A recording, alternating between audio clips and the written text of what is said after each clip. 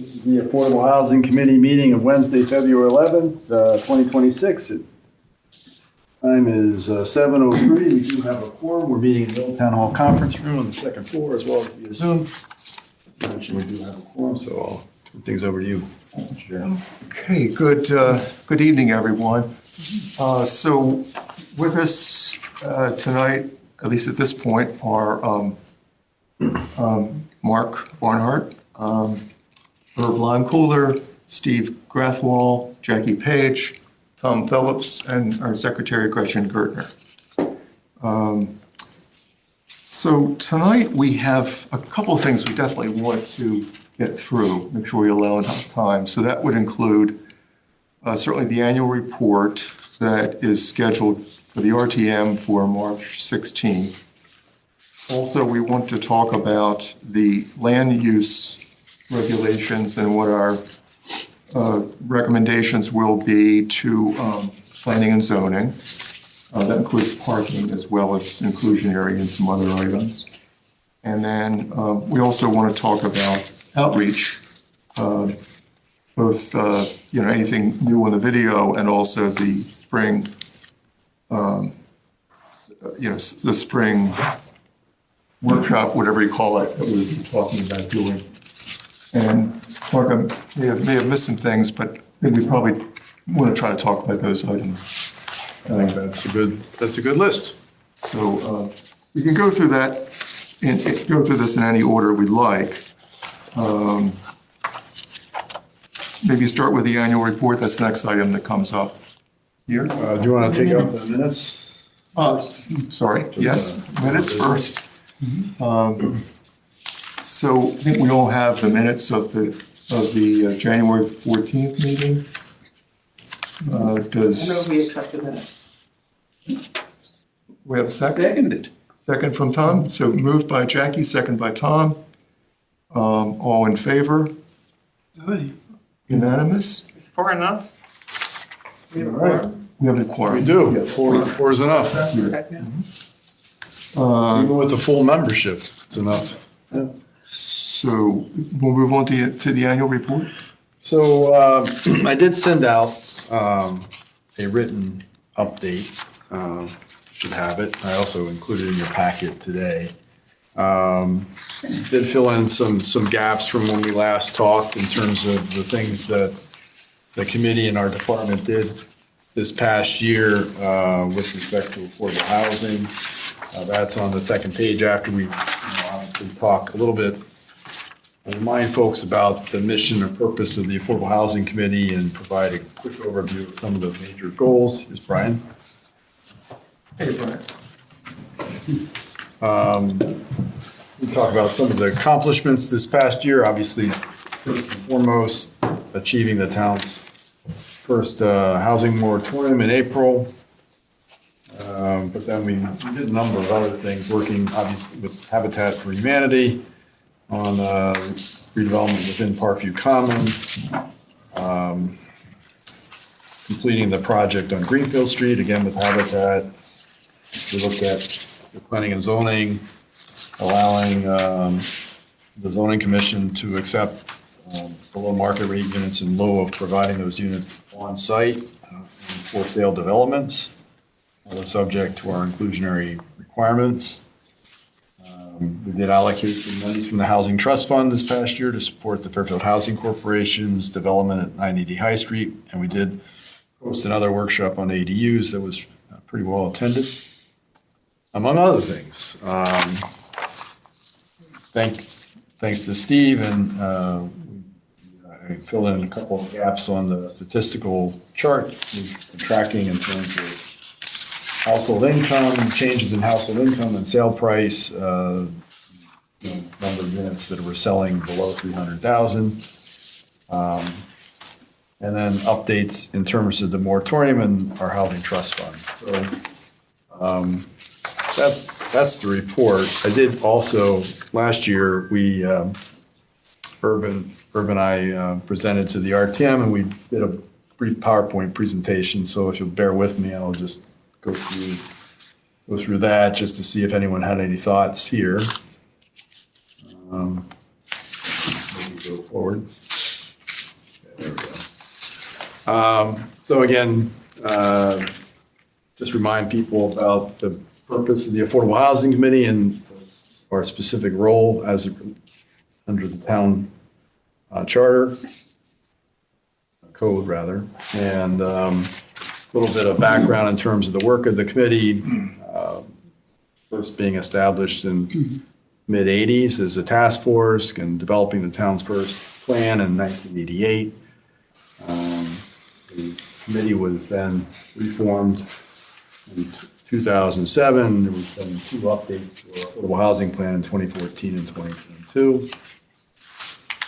Despite all of our efforts, we continue to see changes in household income not keeping pace with housing costs in terms of sale price. Housing affordability remains an issue, particularly for renters, but also owners as well. We have seen an increase in our housing production over the past few years. It's significant, but it's at a sustainable pace, 50% more. More importantly, we've seen different types of housing being created, but still, predominantly our housing typology, the dominant housing typology here is single-family dwellings, which comprise 85% of our housing stock today, as it did back. So, as much as things change, some things do stay the same. We have been able to increase our affordable housing inventory, pretty notable increase over the last few years. And importantly, a good percentage of that are deed restricted units, which I think is different than what you might find in other communities. So direct relation to the work that we're all doing to create additional housing options locally. I don't know if I want to include this, but I did put it here. You say government assisted, what is your definition? Government assisted is like the housing authority would be I think government assisted does include, no, it does not. So government assisted would be Sullivan McKinney, Trefoil, Fairfield Housing Authority. So where would we put Carol's, the housing authority numbers? Well, I would put it'd probably be counted as government assisted. Yeah. In fact, that's what it's considered an assisted project. Housing tax credit. And it's by state and federal sources predominantly. And that's why it's 100% affordable. I do share this with the RTM and other formats. I think this was eye-opening for the Board of Finance because I think oftentimes we forget that folks in apartments, either directly or indirectly pay taxes pretty significantly. There's a pretty significant tax yield associated with these commercial assets, and they compare quite favorably to other commercial asset groups. If you think of land as being a finite and limited commodity here, very valuable. How can we get more tax yield per acre? A project like some of these compares quite favorably to, retail or office. The other thing that people oftentimes bring up is, but the kids, it's going to create school-age children, and that's going to put additional burden on our school system. Statistics from our own Board of Education do not bear that out. You can see that, very few kids live in these units, which is, again, if you think rationally about it, 85% of your housing stock is single-family detached. That's where the kids are, We did complete this past year a project with Habitat, our first in Fairfield.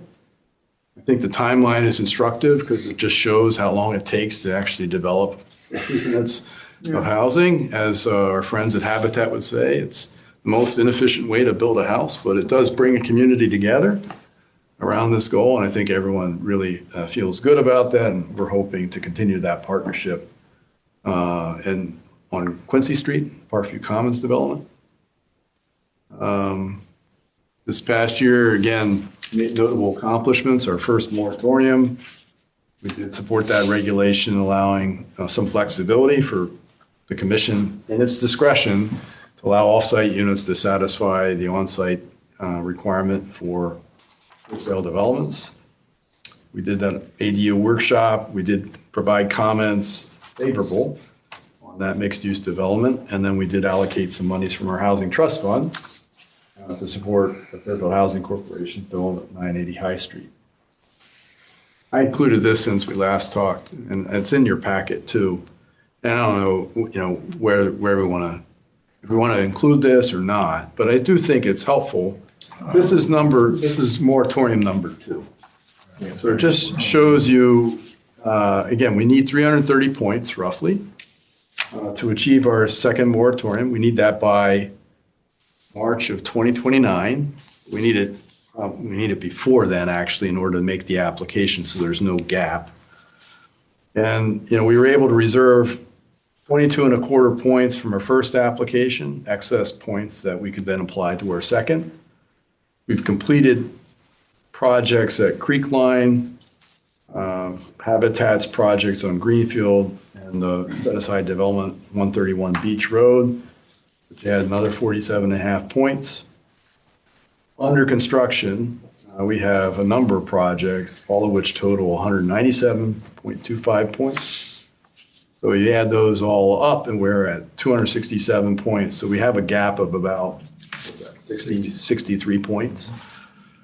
And that's realistic if the projects that are approved, that are likely to start next year, do in fact start and get completed within that next 3 years. So that's what we're shooting for. These were just, again, a slide from last year and some of the strategies in our current plan. This will obviously be supplanted by our housing growth plan, which is the affordable housing plan in a different name, but it does come with housing targets that are assigned by the state to each region and then to the towns within each region. And then, just questions. Yeah. So any thoughts on that? Was there something in that you think that we should or should not include, or? I thought the numbers for the moratorium should even be in this report. Yeah, I could do that. I could, I was thinking that too, Jackie. It says, for example, it says there are several projects completed or underway that will generate housing. I could provide, we were able to reserve 22.25 points from our first. So far completed, we have 47 points, and then we have another 197 under construction. So all told, 267. So I could put that in here. I think that would be my question if I was looking at this. Okay. How close are we to Yep. actually being able to do that? And just a minor, is this last column in this report, is that 2024 or 2025? It's 2025 or the most current available because. Okay, well then the footnote. Yeah. So either the footnote was goofed or because it just says 20, this is this from the change from. Oh, yeah, I know. You didn't correct the footnote. Thank you. One or the other. Thank you. Nope. Good point. I will add both of those. They're both good observations. Herb, do you think you feel comfortable with the slides, or? I do, Mark. Let me just. You can certainly mull it over. We don't have to. No, I think they look good. The question could come up, well, what do you think that number is likely to be? Those numbers are likely to be in 25. I mean, 25's done. I meant the breakdown between government assisted and CHAFA and. Oh, But I mean, it might be good to at least have the deed restricted number if we, well, we can, handy. yes, I have the deed restricted number because we generate that and we've provided that to the state. So do other municipalities report that? Because I could Does also. everyone? Well, I also think that it's, we're different. We have a different mix, and I think it's good.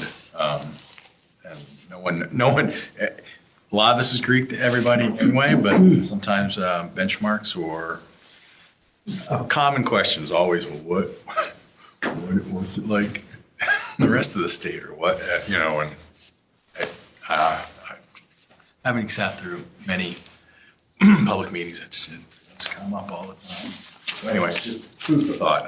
Yeah, so definitely helpful to benchmark or have a point of reference for sure. The Housing Collective folks have it, if not, whatever. I mean, I wouldn't kill you. The other thing is maybe just a little bit more detail. I mean, maybe it's just verbally on Quincy Street. Sure. Because a lot of them probably aren't familiar with what's going on down there, I'm sure. Yeah, and we have to talk about how you want to do this. I mean, I put slides together. You could present off the slides.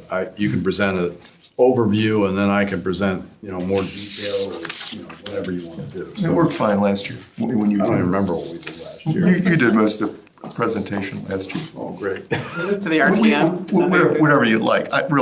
It's fine. I don't mind either way. I'm going to be, The RTM. yeah. And, how it's going to work out is I'm going to be presenting working with you to present the Affordable Housing Committee report, and then I'll be working with Charlie McDonald to present the Arts Commission report the same night. So last year, I think it was Affordable Housing and Economic Development the same night. I can't remember, but I'm going to February for Economic Development, along with Steve Rosado, the chair there. So, I'll get plenty of FaceTime for the RTM members. Wonderful. Your Building Center presentation had lots of really good stuff, both in time series and in cross-section. You might want to just borrow some of those slides, updated by 1 year. I don't know if that's overload or... Yeah, I do want to be respectful of their time. I try not to take too much time. There is going to be, I'm sure, questions, and we'll have them. There's a backup portion of the I presentation. can also, I kept that report. Yeah. I put it online. So if people want to delve into the demographic data a little bit more detailed, the one that really stood out to me, aside from the kind of quick takeaways on the number of 1 and 2 person households and how income stressed those folks are. But the other key takeaway, and Emmeline's touched on this too, is just the mismatch between the housing stock that we have and the types of That's households. a really good slide. And that's just a really interesting dichotomy. You put those together, it's really majority of our houses are 3, 4, and 5 bedroom, and yet the majority of folks here are in a 1 or 2 person household. So Yeah, I saw the. it's partly, 5 bedroom house. It's partly why your median sales price, single family home, is over $1 million. So So the DOH report, well, there's one out there that has that same, it matches up AMI availability, like where the gaps are. yeah. I don't know if I don't know where you got that. I was trying to read the footnotes. Did you get it from? Which this one in here? The one where you had the bars and the types of housing and the multi. Oh yeah, that comes And from. you had the that- other one about affordability. Honestly, that comes, originally, the original source is us, but it goes to the state. And the state provides, has it listed for every town.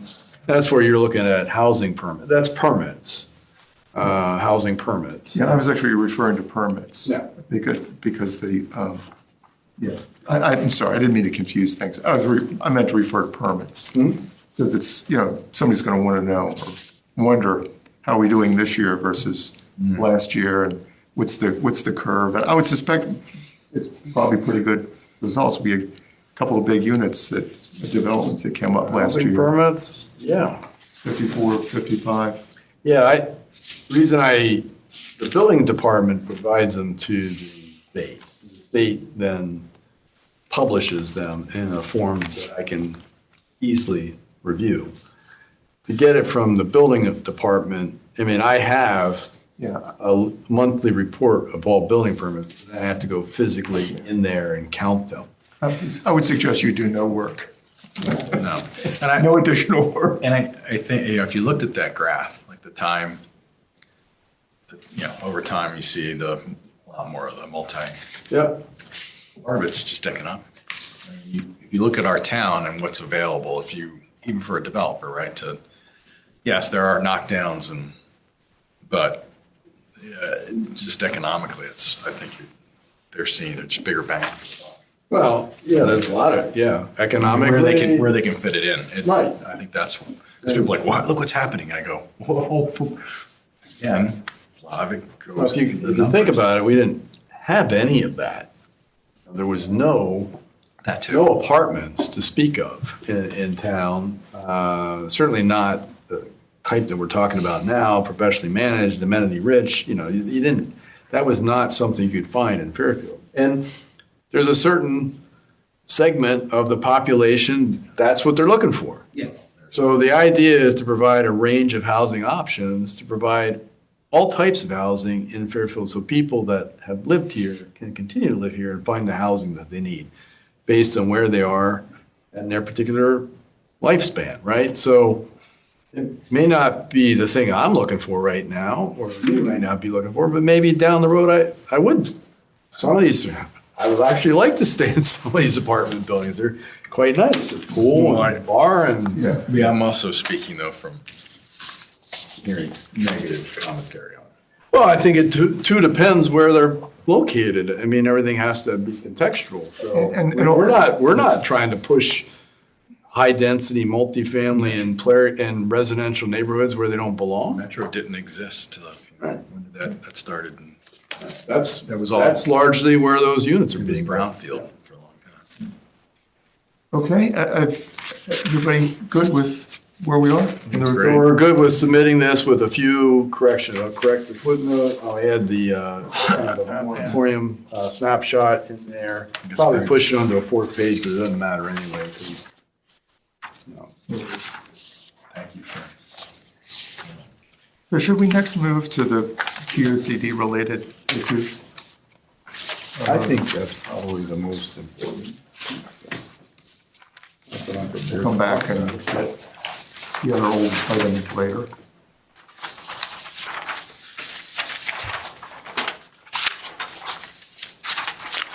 So we have parking to talk about, as well as the zoning-related issues here. And Mark, it's February 17th, is that still the date that? That's as far, yeah, that's what I understand. So again, in your packet here is some proposed regs, which I think I sent out. You saying that? So this is, I believe, going to be the subject of a public hearing. Our understanding is it's planned for February 17th, which is next week, Tuesday.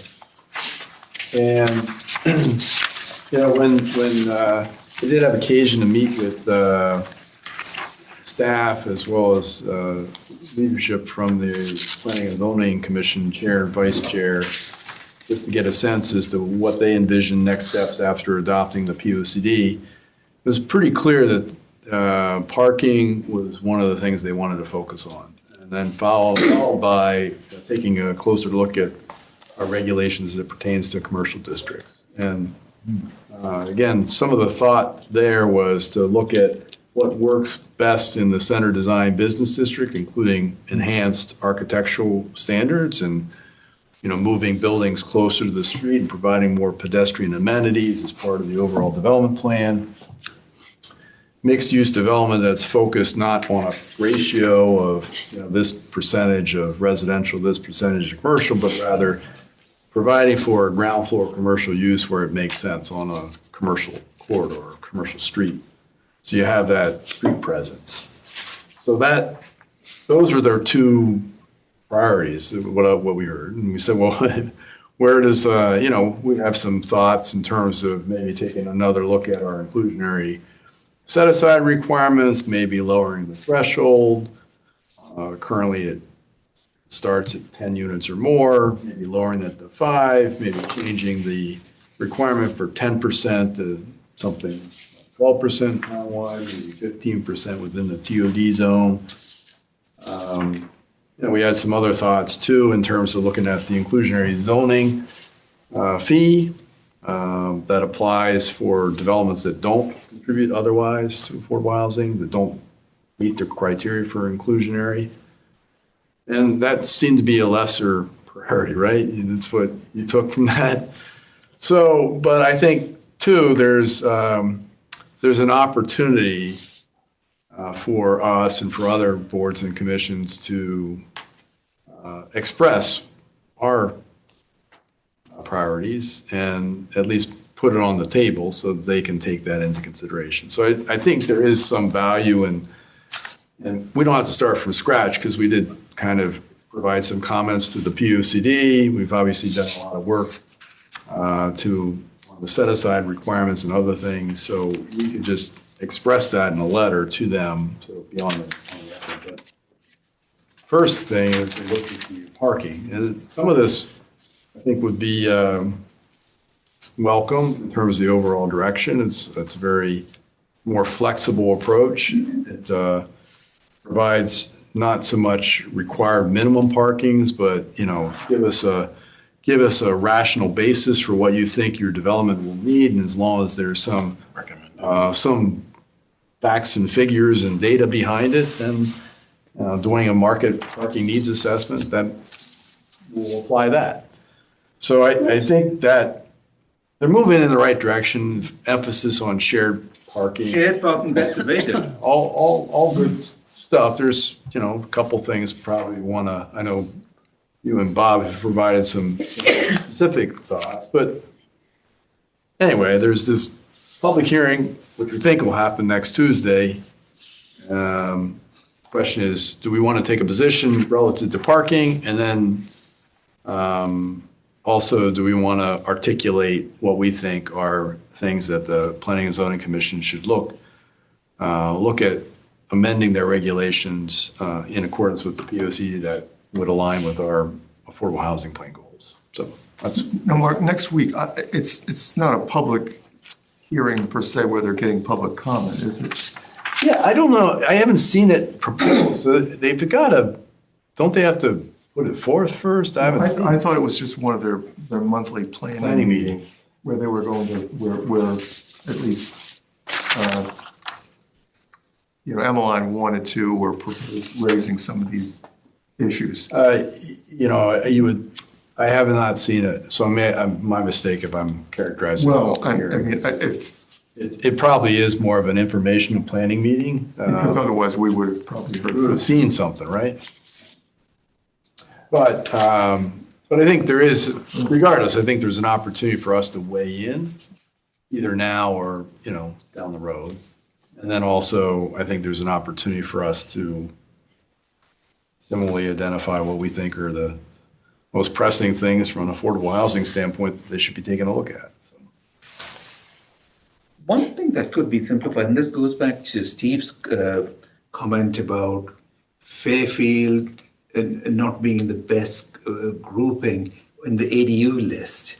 I looked at the list, and by and large, the only things that we aren't as good as the others is, one is you've got to have at least, there's got to be some relationship between the owner and one of the occupants of a house in an ADU. The others is got to be, we require a parking space.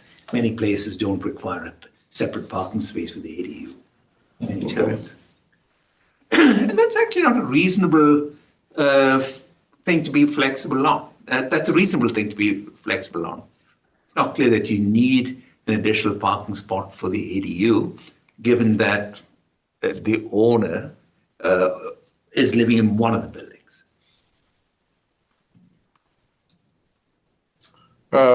Yeah. Yes, we could look at that.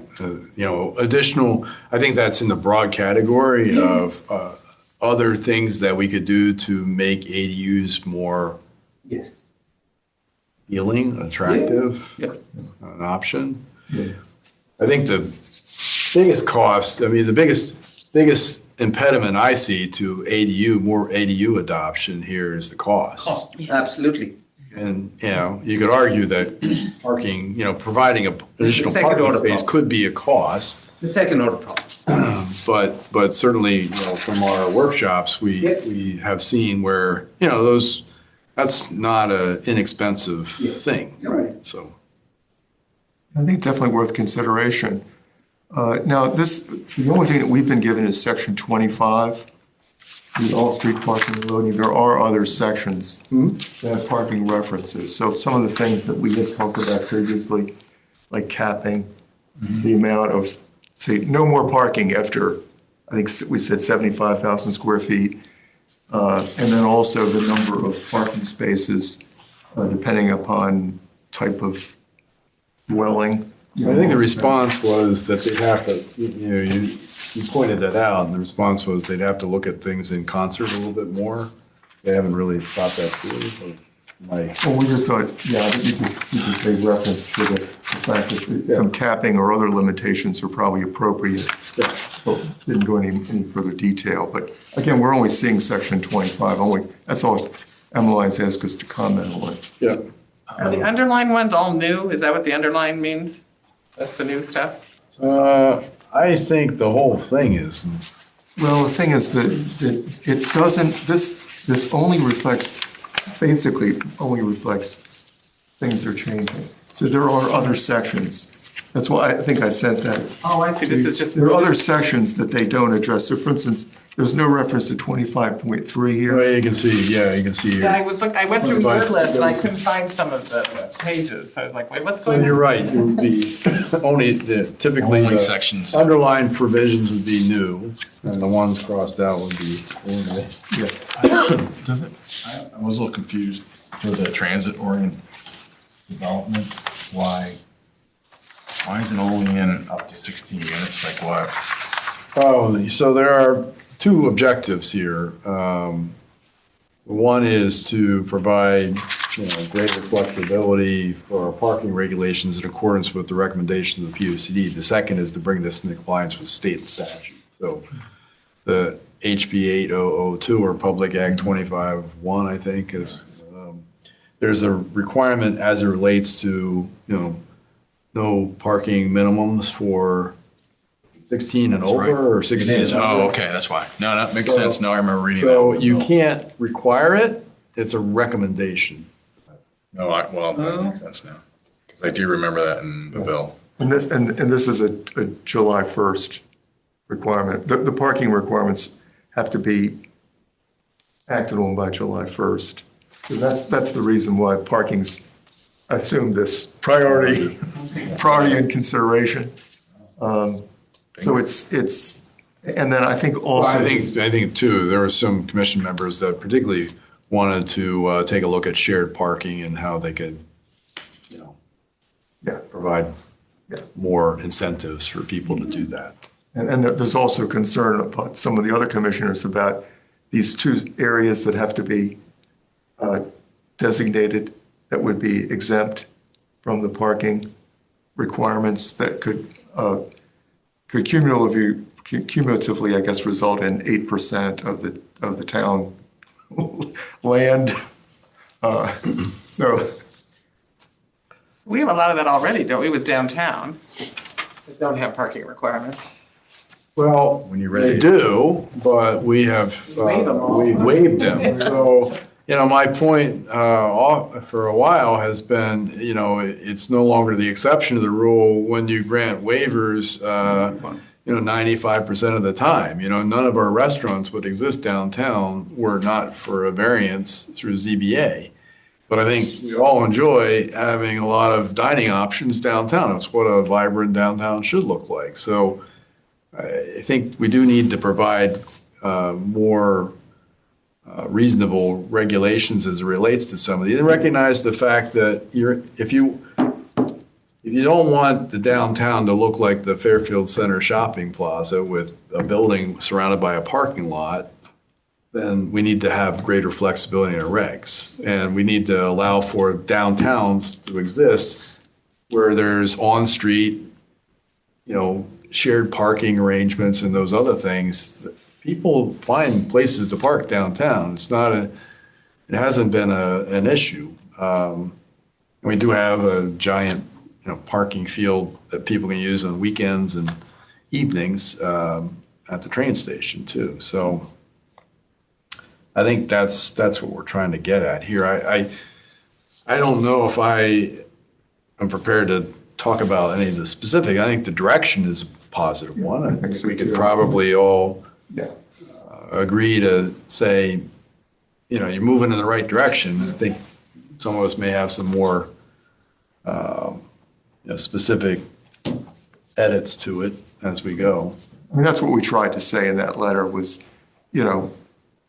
basically you're heading in the right direction. Here's some minor issues that you might want to take into consideration. But yeah.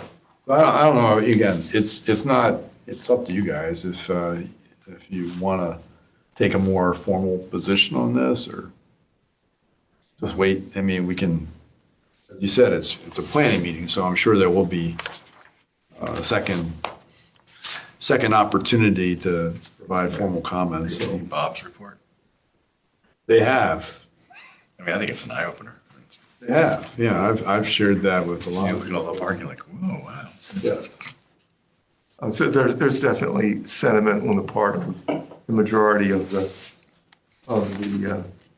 Planning and Zoning Commission to reduce parking requirements substantially. Especially when you want to get away from runoff. No, there's nothing associated with it. Yeah. Okay. So do we want to offer any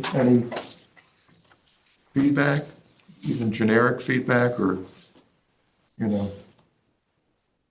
Or just take it under advisement until we get to a public hearing and then offer feedback.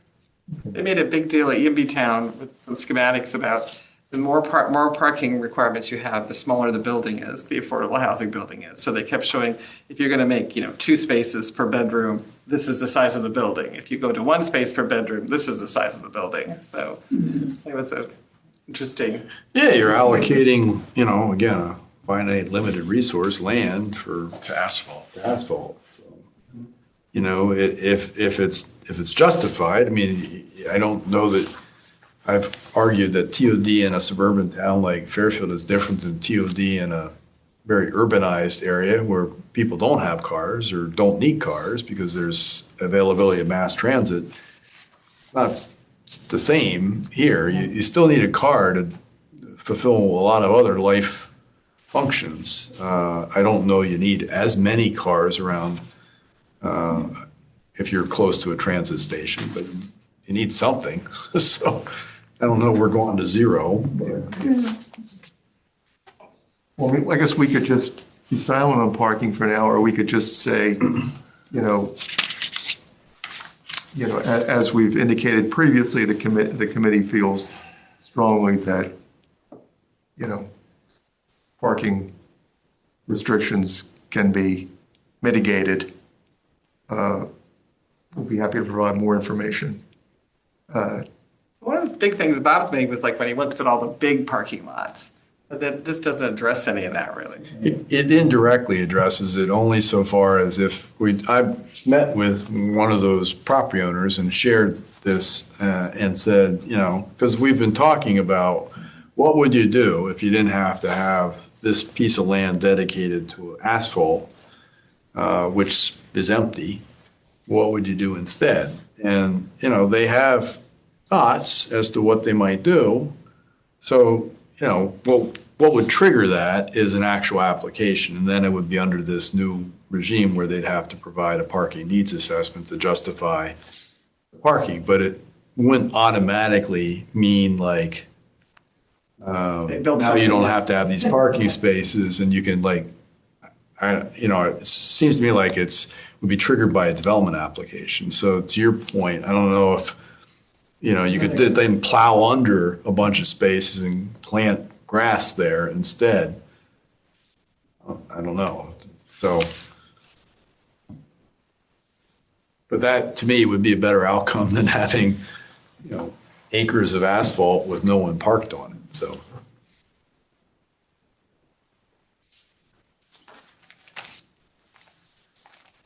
I can't remember whether in Bob's report, we got into we provided any recommendations. He had specific recommendations. I mean, I know that we had So we were suggested, tackling it from a more incremental approach, which is instead of 2 spaces, provide Yeah, 1. yeah. Instead of, that's at some point you can stop adding parking, so there's a cap, right? I think Banks. Emmeline may have just embedded those in the POCD, the actual recommendations that we made, because the recommendations, there's a section in the POCD that specifies reduced parking. And I think she may have taken them at least largely, if not totally, from what was in Bob's.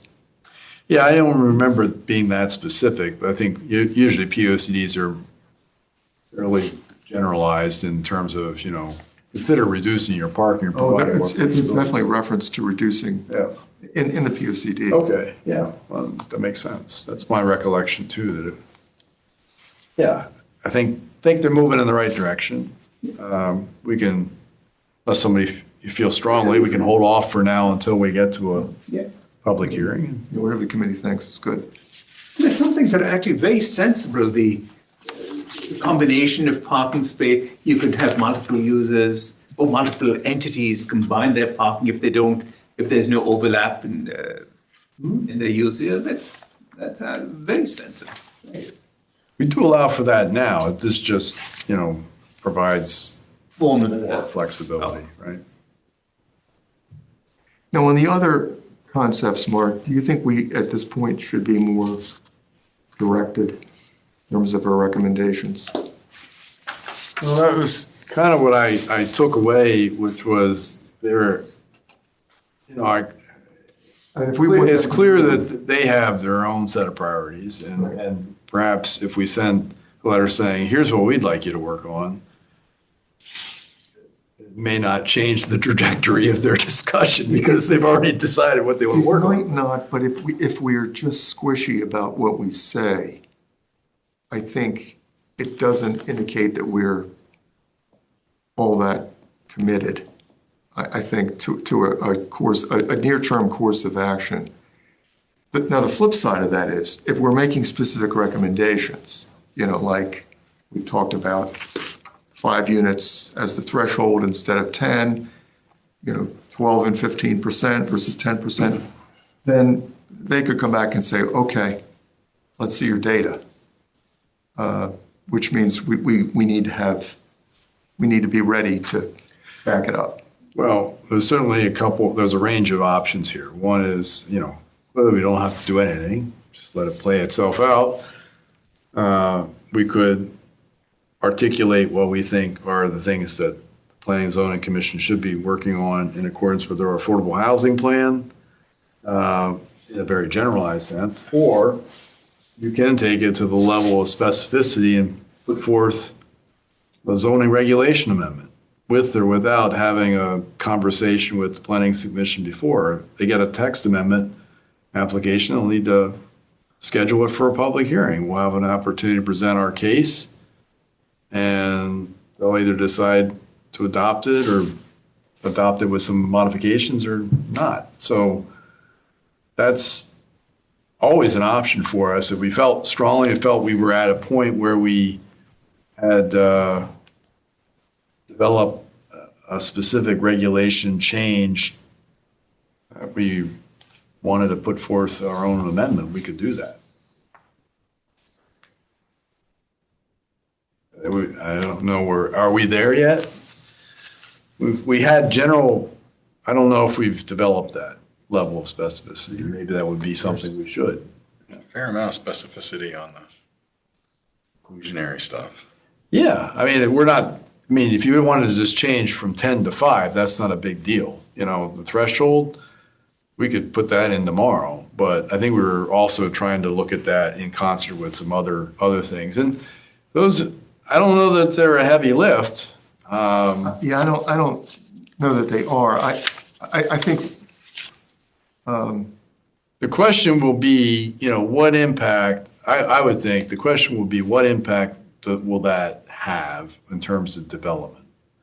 And, I wouldn't expect, we have had a range of applications between 10 and 20%. One was approved at 20%. Now, I think that was a little bit over ambitious. And they should pull that back a little bit. But I think going to That's the one on 12 Post to Road. 15% is not, and maybe, again, there's a couple different ways to do this. We've talked about maybe introducing some flexibility where developers can, like a Chinese menu, and pick out a 60% unit, which is equivalent to 80% units. And Yeah. so we could do a couple different ways, but you could probably boil it down as very simplistic way and get a regulation amendment fairly quickly. To your point, when we get to the hearing and, what is the basis for that? Well, we've done some surveys of surrounding communities. So we know what people are doing and we have a sense as to how it's impacted development here. Are we ready or? Can you present something to that before, public, instead of springing on it, like, basically Well, like that's what we were legislation is done. That's what we were hoping for. We were hoping to have a joint planning meeting, but They that, just, that clearly is not happening. So we either wait for them to free up their agenda, or we try to, push the agenda a little bit ourselves. So has some risk, if you're kind of taking them off something that they want to work on, so they have to deal with yours. I don't know. Maybe they won't be as receptive to the idea. It's a good idea. If it's a good idea, hopefully it carries the day regardless.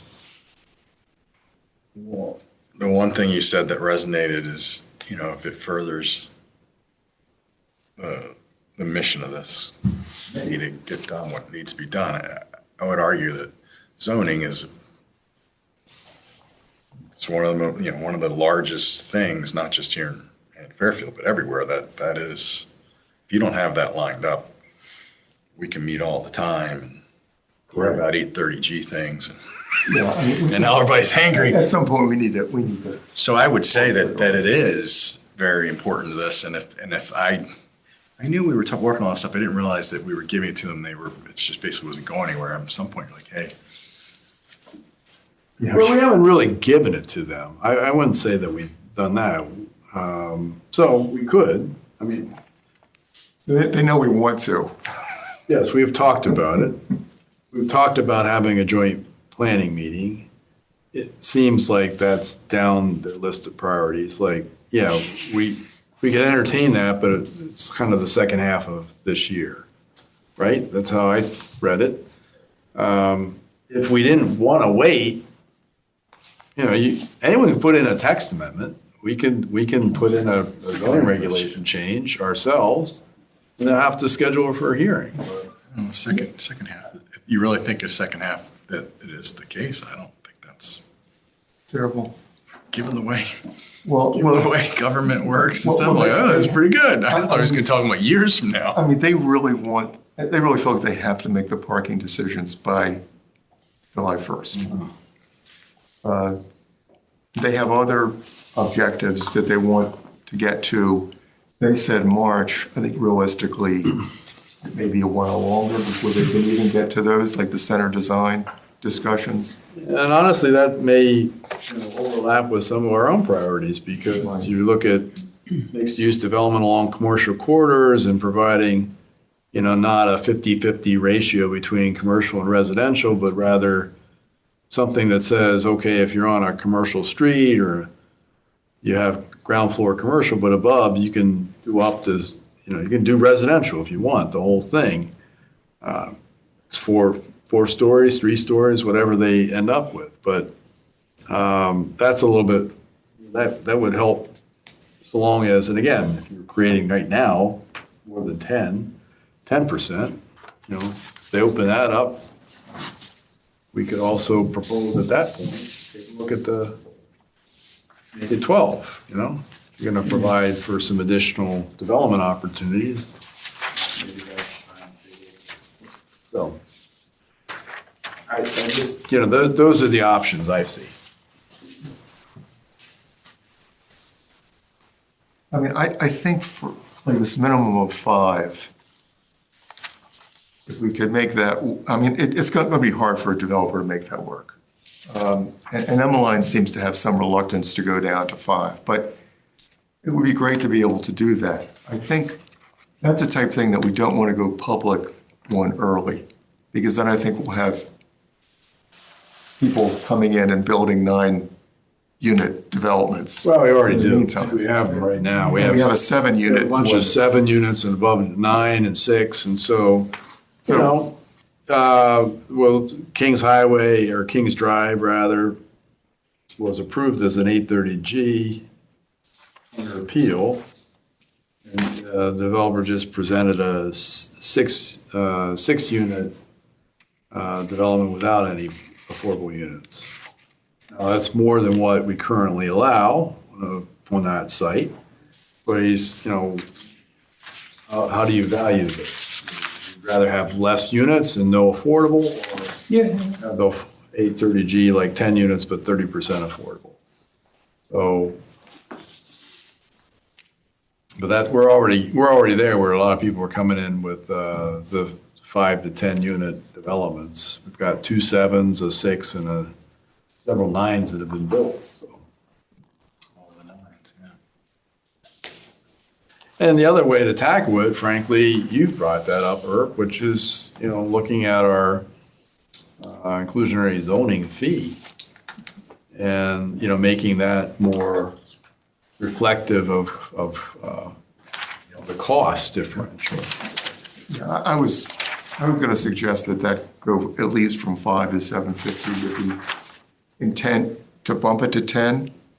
Maybe it's, Even if you get a little bit each year, you're keeping up with inflation or whatever, Or the home price inflation, yeah. I mean, there's just, we've talked about this, just a gross disparity in terms of what you incur as a charge if you're going the fee route versus building units.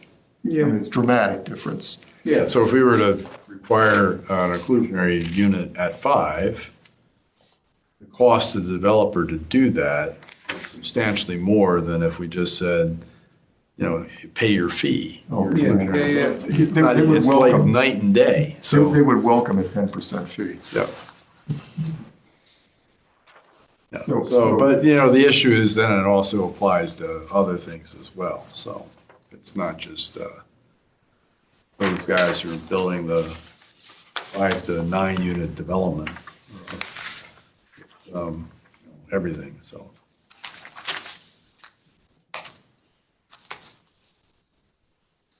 And I think what I've been sensitive to is just looking at the entire fee stack.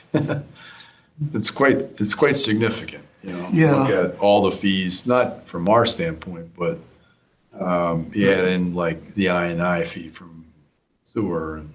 But the thing is, when you put everything together, you put the whole package together. I mean, that builder of 10 units is paying that fee and maybe, and won't have to pay anymore. Whereas, I think there's definitely an equity argument here for sure, or an inequity I argument. mean, it just seems to me that ought to be a major priority for us to make that happen. And I think probably also to get those percentages up to 12% and 15 in the TOD. Yeah, I think one of the things that, too, they're doing some cleanup in the zoning regulations now, but there's a lot of stray references that need to be consolidated. Like even, we still have several TOD overlay zones in the train station. I don't know that we necessarily need to have 2, consolidate into 1. Yeah, I started flagging in the regulation and bring but all the references in my book is filled with little sticky notes. So it could be streamlined even further, I think, to make it more clear for folks. It's much better than it was, but.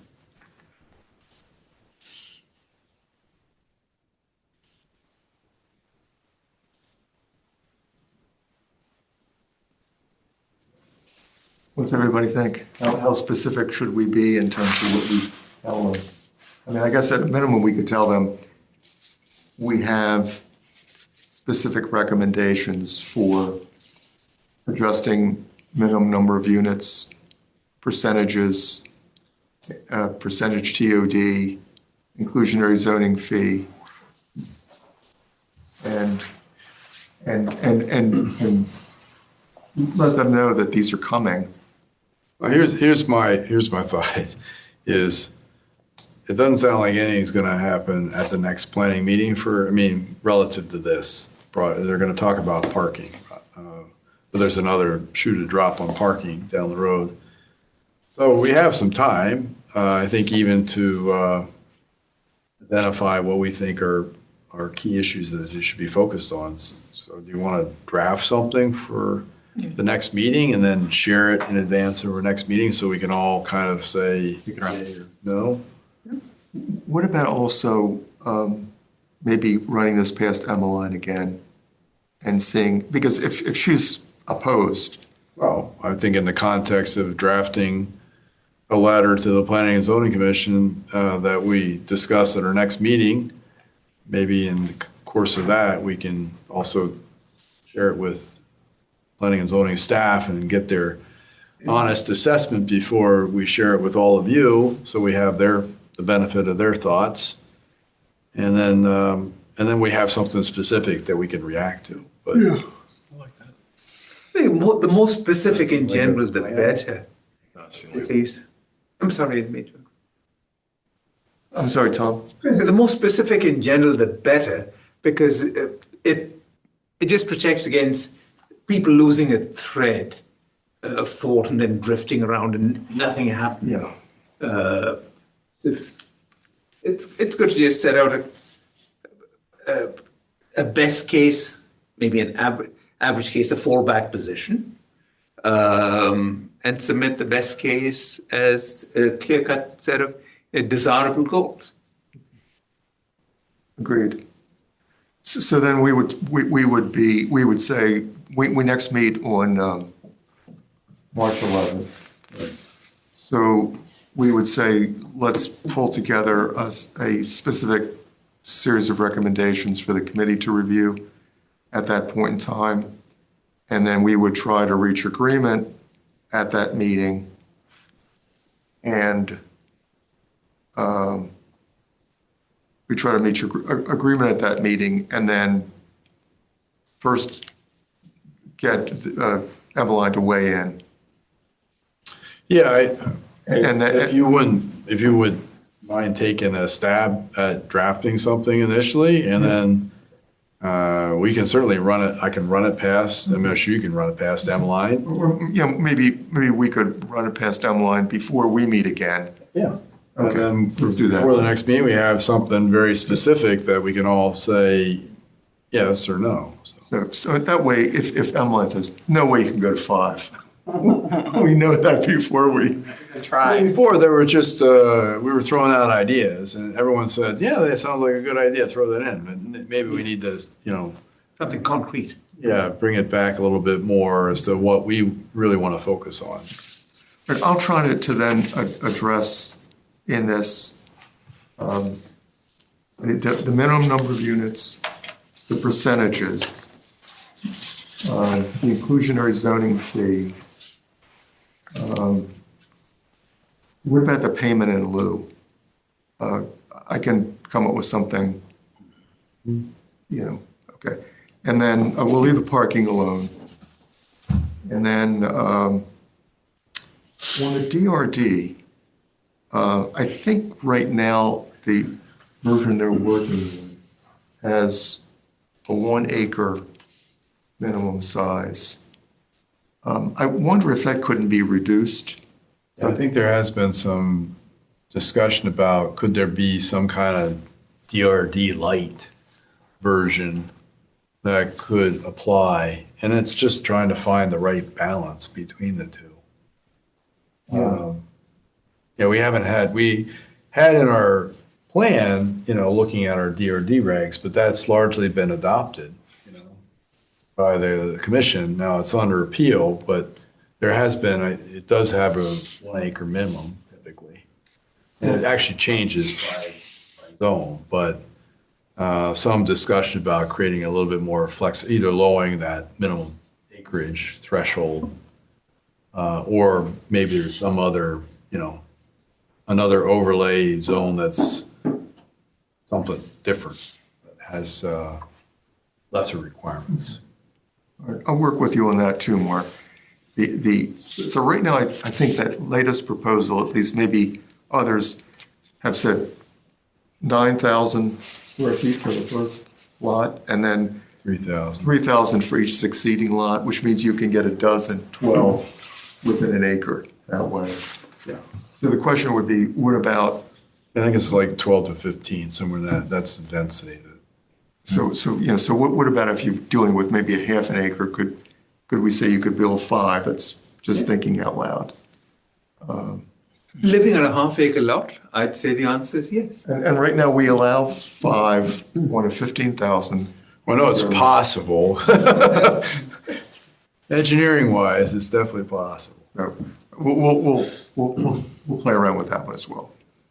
I think we probably need more time when the zone B and C lots, because that's really, and in fact, I still think it would be great if they could do some sort of modeling, some sort of simulation to see what if we, I might have that at some point, so. yeah, which was that proposal that a town in Pennsylvania media Pennsylvania had undertaken.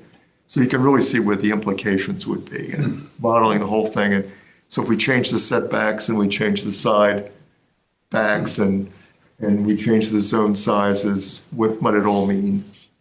But I think we need more time to look at that because I think that there is a lot at stake there, and we don't want to make a mistake on that. We would have to. So I think we need more time on that.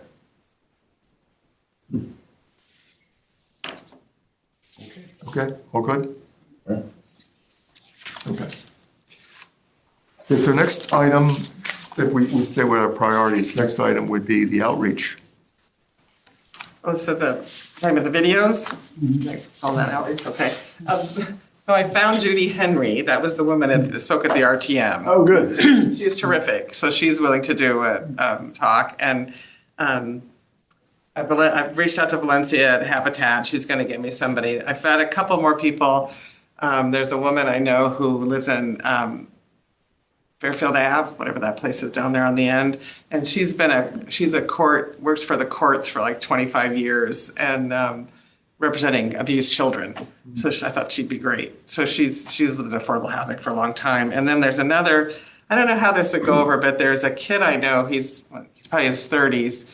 He's intellectually disabled and he lives in affordable housing at Parish Court. And it allows him to live independently from his family that lives in Fairfield, but he rides his bike to Trader Joe's about a mile down the street. So he's just young. He's probably 35-ish. And I don't know if that's a good person. I'm sort of throwing out these ideas. I think all of them, they have compelling stories, and I'm sure, yeah. So I think I talked to Alex again, Vishnu, who actually, I don't know if everybody knew, he had a big documentary opening at the community theater. It was very cool. So he told me to come. I was talking to him, so I went. So it was good. But it was about Hang Time, which is a place in Bridgeport where the FBI agent actually set up this program to help incarcerated men when they come out, go back into society. He's been very successful. So anyway, Alex did a whole documentary on it.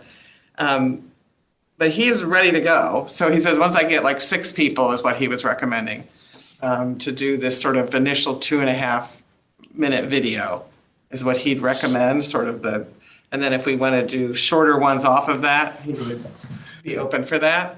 So I think what we may want to do as a next step is to take each of the candidate and then develop a little bit of a bio for each.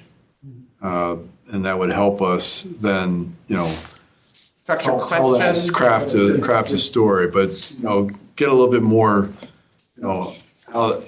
what they do, how they came to live in it, that type of thing. So maybe it's a 1-page for each individual that kind of provides some context so that, the person interviewing has a little bit of that, can tease it out. And we can also decide amongst the candidates who we think would be the best. Yeah, he kind of said, I said, well, should I just get 4?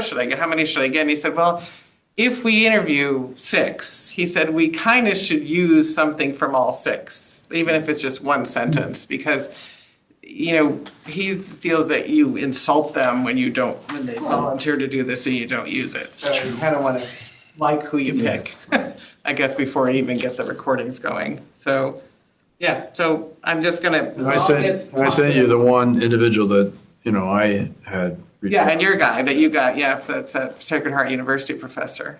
Yeah. There's also the person It's that, actually Fairfield U. No, it's Sacred Heart, I think, isn't it? He's Fairfield. He's No, Fairfield. Okay. there's also the person Anthropology. that came to one of our meetings, and then came to a meeting that Tom and I had in age-friendly Fairfield. And she now got a spot at 5545 Park. And I think we were helpful to her, and I can forward her information to you. Yeah, sure, I'll call her. Yeah, so what Senior element. we ideally want is a variety of folks. Male, female, young, old, different walks of life, different occupations, career, life stories, that tell a compelling story. And all of it's tied together, they wouldn't be able to live here in this community without.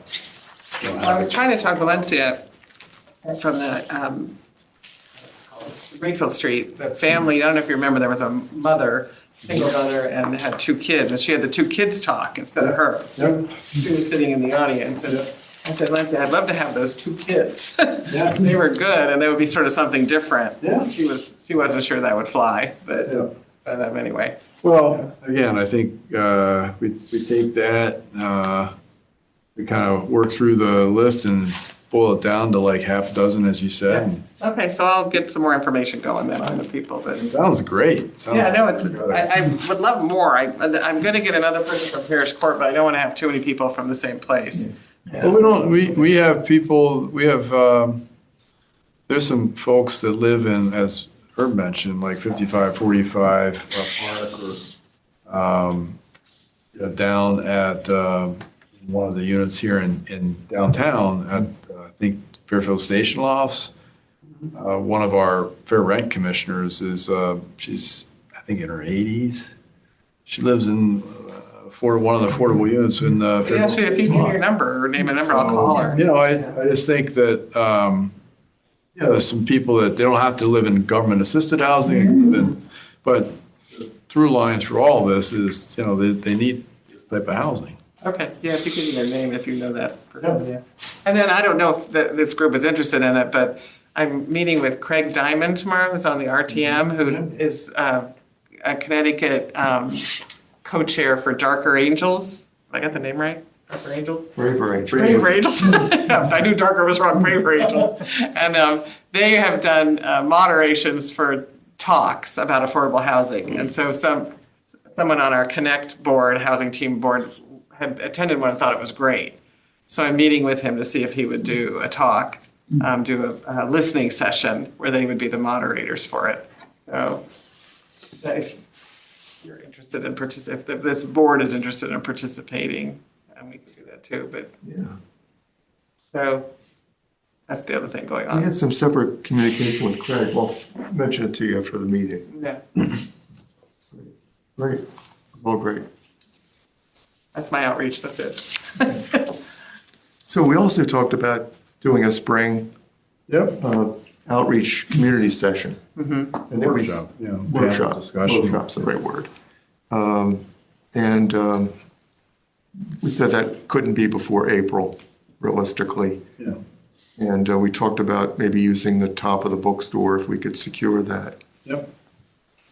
I don't think we have any trouble going to time. I think we'd obviously want it to be not just a lot of us talking. We'd want a lot of discussion and feedback from them. But I think it would be good to cover some things in that session. Maybe give them some information on the current Fairfield housing situation and the challenges to finding housing, but that we're on the case. Something about the Affordable Housing Committee and our priorities, certainly about the trust fund itself and how it's been used and the fact that we need to get the word out to help us fund it. Talk about what their needs and interests are, what their neighbors' needs and interests are, and maybe hopefully get a volunteer or two out of the whole effort. What else do we want to talk about?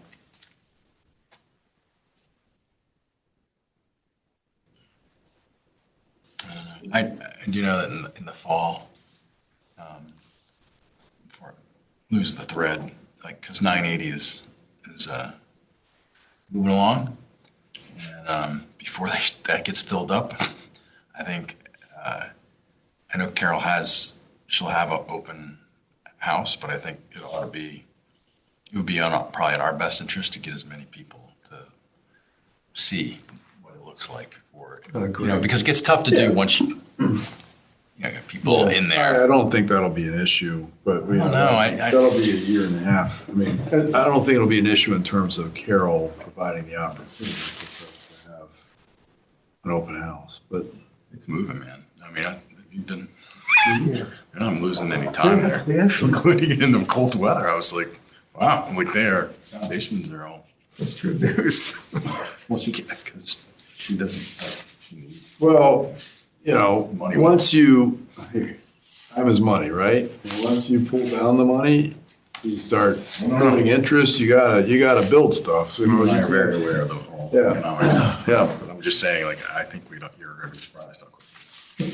Potentially, or at least for tours or whatnot, because I think it's like, I still think it's a year and a half project. I don't think that could be done by December.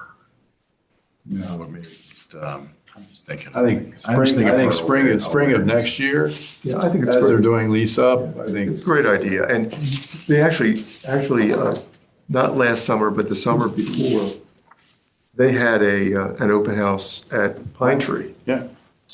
And Well, we went, Were you- we were you did at that, that and and she had to coordinate, get people, whatever, to get to, and I thought that was, I think the people who went were, there's an eye opener. Anyway. But I think that would be really, especially, all the concern about it and neighborhood concern. I think doing that would be really good thing. Yeah, agree. Could perhaps have an open house at the farmhouse that's there. And then people would be able to see the property and maybe have a vision of what was going to happen, Yeah, looking at the plans and things. Yeah. I don't know what her timeline is on that. I started It's working. supposed to be breaking ground already. It did. No, yeah, I was talking about like what phase you could put offices and stuff. I in still that. think, we're not talking something that's gonna be ready for April or May of this year. Oh, at best. You might be late in the year, you might be in the farmhouse and doing that, as you can see, things most of the way constructed. But I think you're probably looking at spring of next year, then you can do the whole thing if you want. I think she'll, a year from now, Yeah. I think Anyway, they'll sorry. be pretty far along.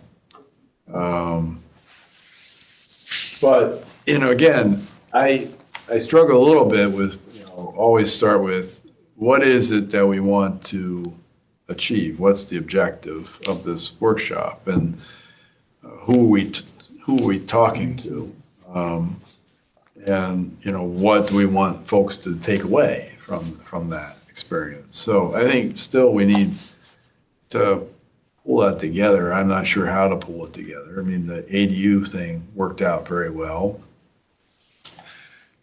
Having a developer component where one or more developers talks to what makes it hard or easy to develop affordable housing or housing at any level of at any price level, and what the town could do. Right here. What the got one right here. I know.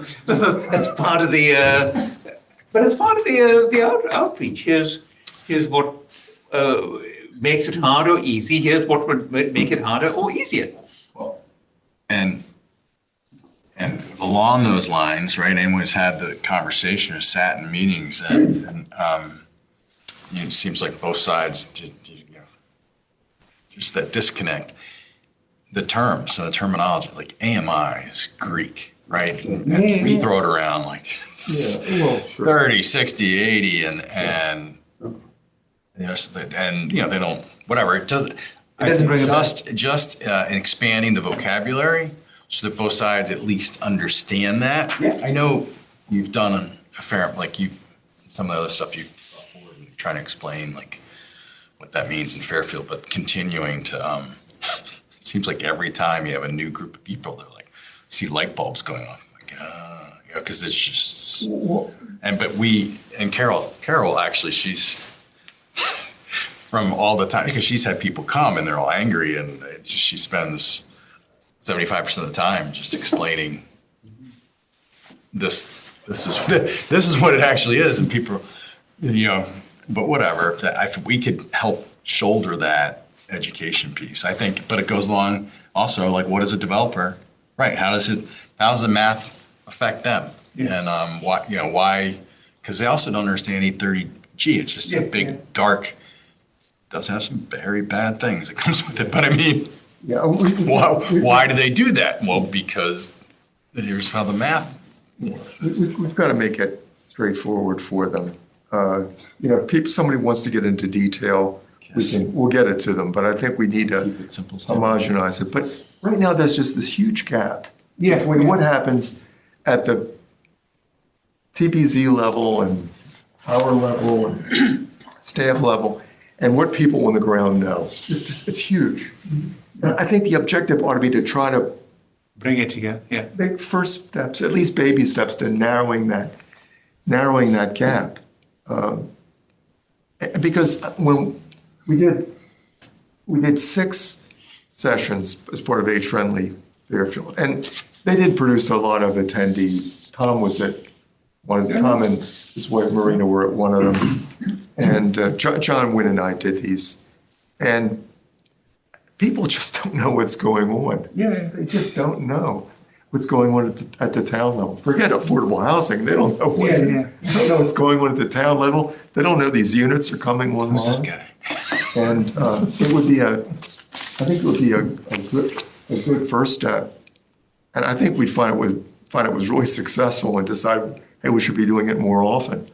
But there's just this tremendous knowledge gap right now. But that's not unreasonable. You just think about our own lives. There's enough complexity in your day-to-day life that a lot of this is just orthogonal to you unless you've got to deal with that particular problem. I agree, and also, and I apologize. I have to leave early. I'm dressed like this because I have to go. I'm playing in a hockey game at 9:00 up in Shelton. Nice. So I don't know. We're getting near the end of that whole part of my life. But what I would say is that in the absence, when there's a big gap and people are understandably busy, that what we were seeing in the way that information is distributed today, that if you don't, you have to make the effort from your end, no matter how overwhelming it may seem, because something will fill that information. Yep. And part of our problem, right, is not only that there's people don't know, but what they think they know, Yeah. far from the truth, Yeah. because we're not doing what I think the videos. I think all that stuff it has to happen, and I see it happening in many other issues because let's just say my household. A certain someone may be dealing with some vaccine stuff right now, and part of the problem is for so long, like, hey, we don't need to talk about that or the science because it's everybody knows. Well, Not everyone knows. not anymore. So anyway, No, the forces are very large. Your point's a good one, Brian. my apologies. No, There's nothing to no worries. vote on, right? No, we're all good. Good luck tonight. Just, you know what? It's just stay within yourself is the #1 motto. That's what you should be thinking. Or do you ever think about doing it on Zoom versus doing it in person? Like if you're gonna go, we did that. You did that for me when I first got into this. Like right at the beginning of the pandemic, I had a speaker from Fairfield. You talk about sort of the history of Fairfield. Then you came in and talked about what's AMI, really basic sort of stuff. And it was meant to be for our church, but we had like 50 people signed up for it. We had a really good turnout for it. I agree we should do one on Zoom, but my gut thought is the first one ought to be something we do in person. And then we try to find a way to memorialize that. And certainly Zoom would be a good way. You can even make it a hybrid one, the first one. So it's in person for those who can, Yeah, and Zoom for those who can't. yeah, great. Absolutely great thought. Depends what we're doing it, so. Because some people, I mean, some people are going to, well, you know, people are going to learn differently. And some people are going to want to come out, some people are not going to want to come out. But You age older when you, for in person. You'll get younger people for on Zoom. So, yeah, I mean, I guess something for us to think about. So I think we need to come up with a handle. topic, right? You know, and then, but I think, you know, if we had a date or several dates in mind, we could start looking for a venue and reserve that space. I mean, I can talk to the you about the second story. I think that would be a good space for us to Yeah. have it in. Yeah. It'll accommodate a lot of people, and it's easy to set up some video equipment or whatever for a Zoom call there. Yeah, I don't know if we're anticipating like the ADU workshop having analyst or, you know, a keynote speaker type thing, just talking about a subject matter or, you know, I don't know. So, Well, maybe if we get some dates and then we could start definitively working on some ideas yeah. that we'll try to share as soon as possible, not even wait until the next meeting, but try to share with each other. You all, Do it without doing business over the. We'll find a way to keep the town clerk. no, we don't want to do that, but I do think that you all are out talking to folks in the community, you hear the questions that get asked, how can we address those in some fashion? So, So sometime after the April spring break. meeting, Yeah. and after whenever spring break is. So Easter is April 5th. Passover is. Yes, and then spring break is after that. Schools are out that following week after Easter. Okay, so The week of the and 15th. Passover is not going to be an issue because it's before. Easter's right between, right in the middle of Passover. So It's Easter. probably late April, yeah. So later April we'd be looking then.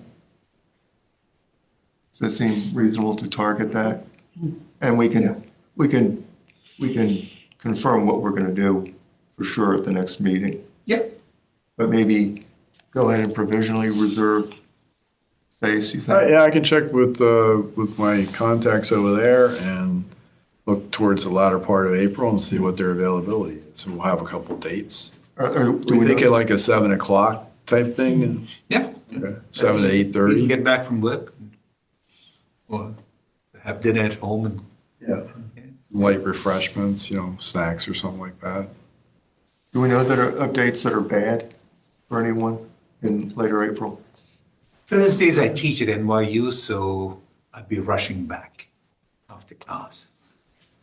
Is that every day or is that? No, Thursdays, just Thursdays. Thursdays? Yeah. Okay. So we don't want to do Thursdays if. we want- But I'd be a few minutes late, worst case. If Thursday is good for everyone, just do it. Just do it. Oh, well, you know, we typically look at like, could be like a Tuesday, Wednesday, or Thursday, really. Yeah. Yeah. Yeah, don't let that gate you. Don't let that gate you. Tuesdays likely, Tuesdays might conflict with planning. Yeah, I and have to look zoning, to for see what instance. other meetings are. All right, we'll keep Tom's Yeah, situation. but make it a second order thing. Worst case, I'll be there 20 minutes late. We won't hold it against you. No, we won't vote against you, but we're trying to get as many interested people there as we can. Yeah. So I'm talking about us No. as well. Okay. All right, well, Mark's going to work on that, and then we'll start thinking about ideas.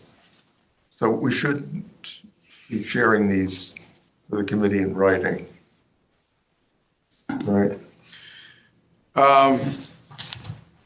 No, but I think where we have issues, like if you were to, I have an idea and you send it to Herb and Herb collects all this information and we discuss it at our next meeting, that's fine. I think what we want to avoid is a lot of group chat. Yeah. If you send out, like, I didn't want to say anything, but you send out a newspaper article, fine, because it's in the public domain, but then we all are chiming in, offering our analysis and our thoughts regarding it.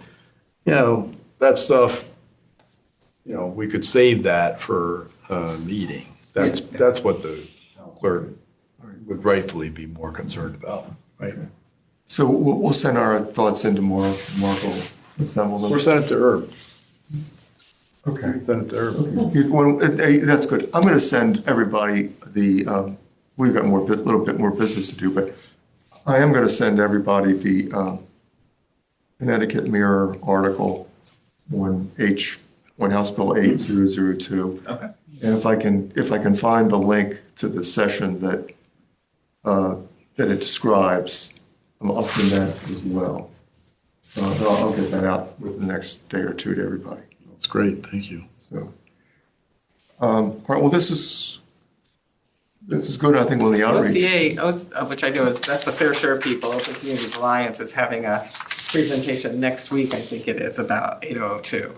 And I actually attended another talk they gave, and Hugh Bailey, I don't know if you know him, he did the best job of anything I've been on trying to explain 8002.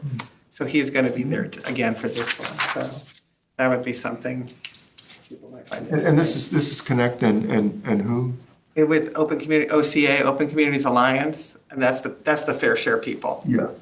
Oh, okay. So this is OCA is organizing this? Yeah, Is this in person or is this remote? No, it's Zoom. And I just mentioned it because Hugh did such a good job at this other talk I was at, explaining it, the best of any one I've been on, and there's been many, and they never make sense. So, but he kind of... Mark and Hugh shared a podium at the church, at the church meeting in the church in Westport. Right, yeah.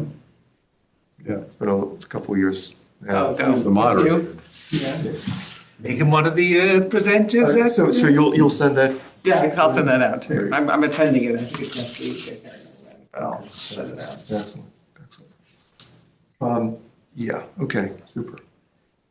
Anything else on this? Can we leave this and we'll go back and finish our other old business, Mark? That's me. So I did include in your packet an updated residential development tracker. And there have been some notable changes. I think Brian mentioned that 980 High Street is under construction. Not too long ago.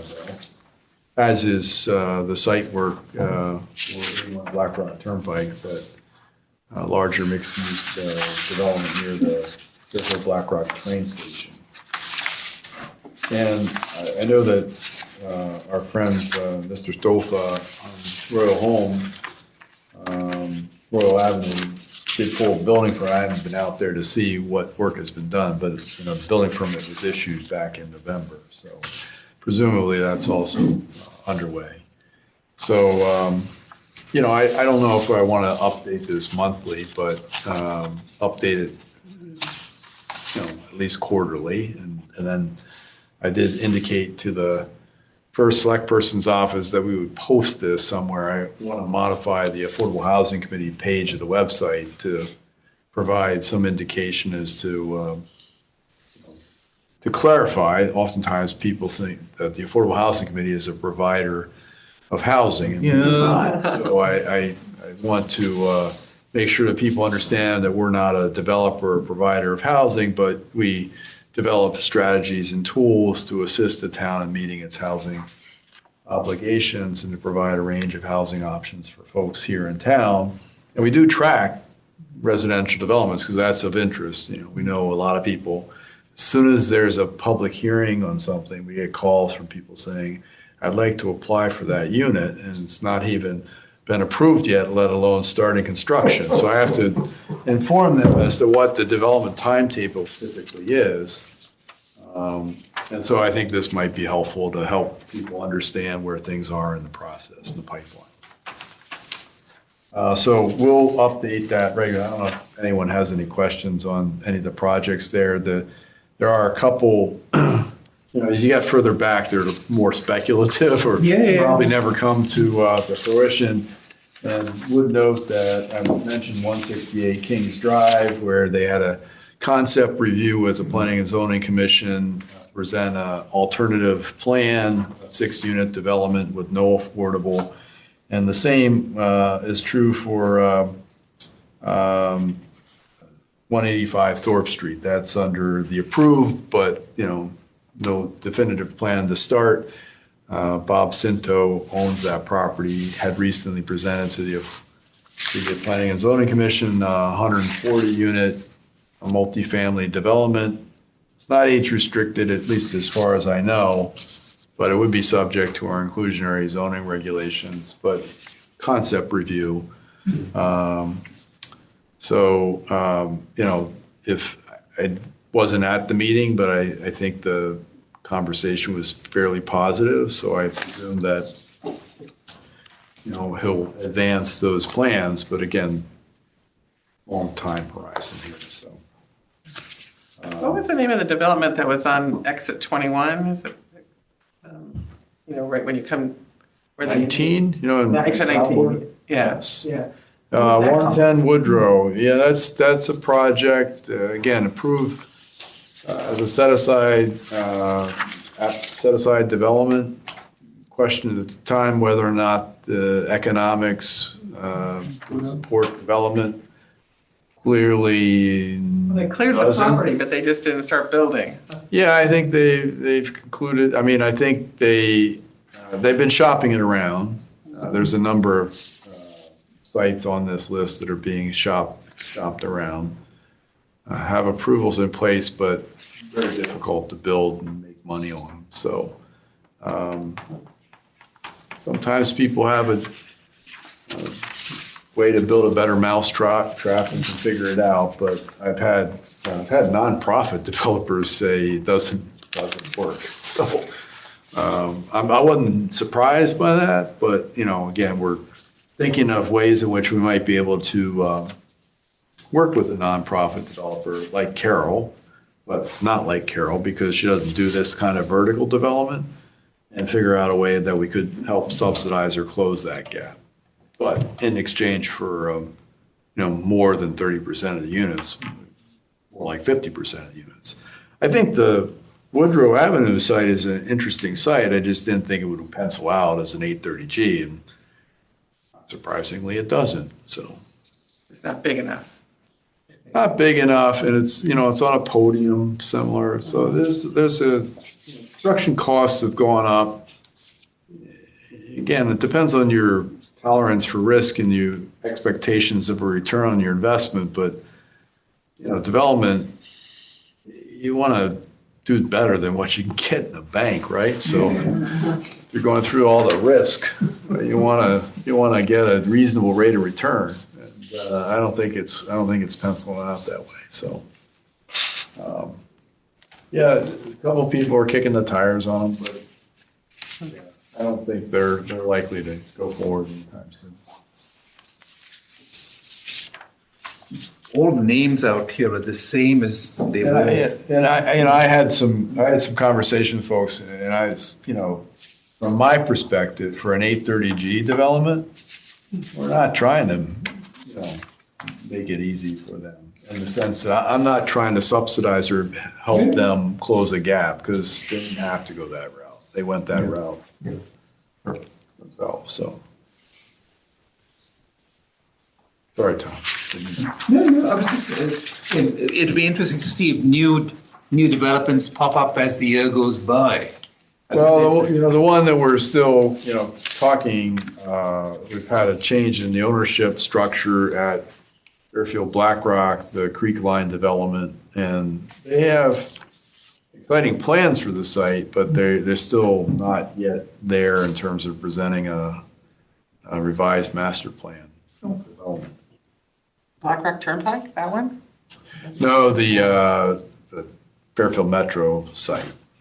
So it's approved for 360 units. I think what we saw was, buildings with parking lots around it, which really isn't really the idea behind TOD. Then we had a 650 unit development, but it was all on a large podium that would have been really expensive to build. And so not surprisingly, that didn't pencil out. So now they're taking a different look at it. Again, you have some challenges in terms of the site topography, infrastructure is in place, so you have to kind of match that. But, I think they're taking another look at it, so it'll be down the line. Housing Trust Fund, we have a current balance of, as of end of January, $1,443,599. We have reserved $577,800 for both Parkview and High Street.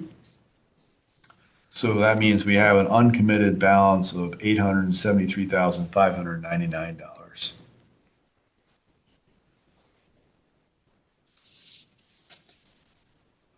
So, we have some funds that we could potentially commit if we saw something worthwhile.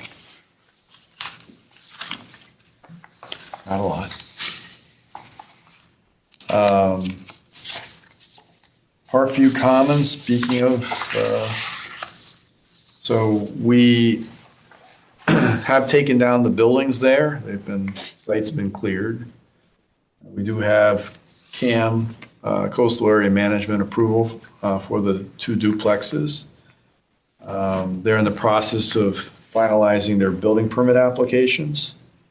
So we hopefully will be under construction this spring. And, again, figuring it's a timeline there, a couple years out for building. We are also, with regard to item D, talking to Habitat about amending our ground lease for 244 to encompass 254 Greenfield. So again, we'll have to draft an amendment to that ground lease and then go through the process of securing Board of Selectmen RTM approval. And then, that their thinking is that after Quincy gets started, then they would come back to Greenfield and work on that. And then back to Quincy, so, or something like that. So that's, Habitat's update. So we'd have at least 4 units from Quincy that would presumably Yep.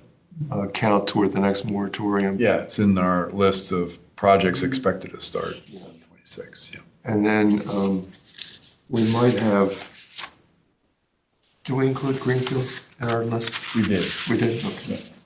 Not 254, but 244. Oh, but 254 is not in here. 254 is not in there. Nor is the rest of Parkview either at this point, we're. No, it's, There's a couple smaller projects that could conceivably contribute points to that, so this shouldn't be viewed as, an exhaustive list. Covers most, certainly the private developments that we're aware of to date.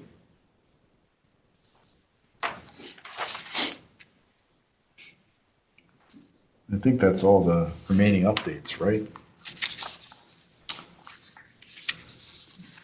Greenfield Street, 244 has been Yes, and we CO. should, the last 2 units, I believe, close next week. Okay. Been a while, long time coming, but they, Habitat created a common interest community, so a small condo. And so needed some time to work through those issues and establish They do that. bylaws and all that, they do bylaws and all that for What's them. that? They do bylaws and Yep. all that, wow. Yeah. Not the full-blown thing, but there's something there, yeah. So all 8 units will, Conceivably, yeah. And, we would need, to get to 8, we would need some relief. Because that 254 is not big enough to do 2 duplexes. So we have to, there's a couple different approaches for that, but we haven't decided how to go about that yet.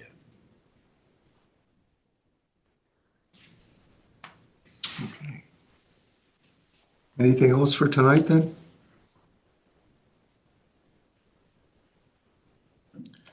So Jackie's gonna kind of develop that list, start creating a bios for each, Right.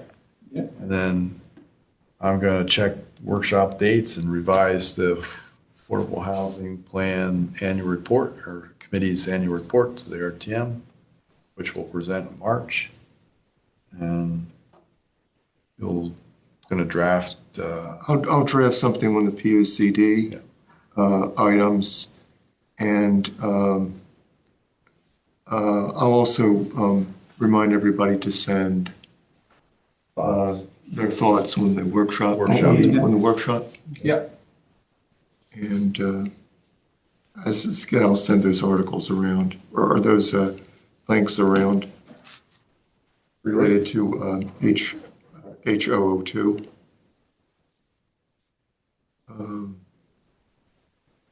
Mark, where's the CMDA stand right now? Funny you mentioned that. Connecticut Municipal Development Authority, the RTM, had approved a resolution authorizing the first select person to enter into a MOA with the CMDA, memorandum of agreement, that would allow the town to participate. So the CMDA has completed its review of areas around each half-mile radius around each of our 3 train stations to determine whether or not the current zoning is likely to produce housing and meets the requirements of participation in a development district under CMDA. They've completed that analysis and they determined that there is one area within the half-mile of a train station that meets those requirements. Not surprisingly, it is the Fairfield Black Rock area, because we have a TOD overlay that allows for, while not as of right, it is it's a special permit, but it is not something that through experience has allowed us to provide multifamily housing opportunities at densities that do meet the requirement. So the board, CMDA board, is, I believe, scheduled to meet next week to review that information and to approve from their end the memorandum of agreement and to invite the town to formally participate, create this development district, and then it would need to come back for the town to approve. The resolution that was adopted does give did intend to give the first select person the authority to negotiate and execute an agreement, but by our charter,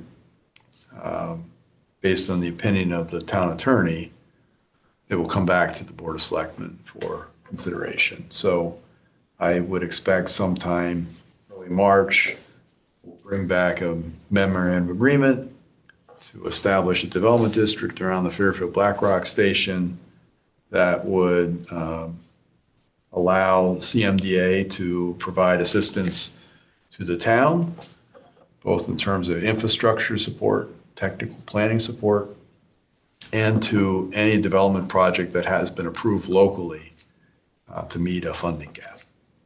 So, and these are important things to remember. CMDA can only assist those projects that have been approved by the town. Oh. And they will not assist projects that are 830G projects. So it is strictly to help the town meet its own housing goals and objectives Without, based on our own local priorities and what we have approved. And so, I think one of the things that they could be very helpful on, which was not really discussed initially, but given David's background working at the state level, oftentimes we run into situations where we've got a couple different state agencies that have conflicting guidelines, and somebody needs to kind of be able to mediate that and find a pathway to get to an answer or provide some guidance to a development. So you got to get through that bureaucracy, red tape. And that's where I think CMDA can be helpful, and where I personally have run into some brick walls along the way. I think they can be very helpful in terms of providing technical planning support. Some of the infrastructure dollars, certainly, wish they would have been around 5 years ago as we were talking about upgrading the sewer line in that area. While we were able to get $4 million from the state, it's a $25 million project, so it'd been nice to get a few more dollars towards that cost. But I'm sure there'll be other things down the road. I haven't seen too many projects yet where projects that we've approved in an area where there's a gap that they would need to close. But we may get to that point at Fairfield Black Rock because of the unique circumstances of that site, and maybe we're requiring them at that point to put 15% affordable, and a hotel, maybe that is something that's not really it's a loss leader of some sort. So, there's a couple things I can see potentially down the road that may be able to help close a gap if one exists. But, as has been evidenced by the guys at Scala Partners that built Trademark and Alto, and Post Road Residential that's building the Bullard, they're able to do that based on conventional financing, without any subsidy or government support. So with 12% inclusionary. So this is just the first assignment of the TOD to that area? We weren't. yeah, so they looked at every all three stations. Right. They looked at the zoning within a half-mile radius. That's where they're authorized to work. And again, the only one that definitely meets the requirements, and even that, it's not technically compliant in the sense that it's not an as of right. It is a special permit application, but every application that's been made has been approved, and it's not very lengthy a process. So they did ratify that area. They felt that didn't meet the requirements, the criteria, but nowhere else do those key circumstances exist. Now, if they will provide recommendations to the Planning and Zoning Commission as to ways in which they could make their regulations more consistent with the requirements, and then it's up to the Planning and Zoning Commission whether they want to do that or not. I don't think they have any appetite to look really at Southport. There's really not much development opportunity there. There's some infill possibilities in the downtown, but I don't think that's as high a priority as Fairfield Blackrock. So I think they're focused on the right area for now. Thanks, that's great. Oh, yeah, we're moving now. Great to hear. Anybody, are we all set? Motion for adjournment? So moved. Jackie and Steve? Thanks, everyone. Thank you.